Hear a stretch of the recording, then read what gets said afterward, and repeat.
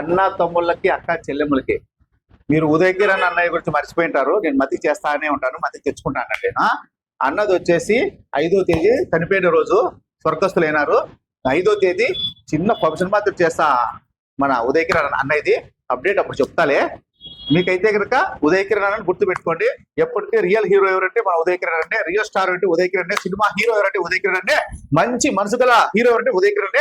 నీకు ఎన్ని చెప్పినా ఉదయ్ కిరణ్ అన్న ఉదయ్ కిరణ్ ఉదయ్ కిరణ్ అన్న చనిపోయిన రోజు 5వ తేదీ మీకు అప్డేట్ ఇస్తాను. ఏ కార్యక్రమం చేయాలని నాకు కూడా ఎడగాలేదు. 5వ తేదీ చెప్తా. అంతవరకు అన్నను ఫాలో అవుతానండి.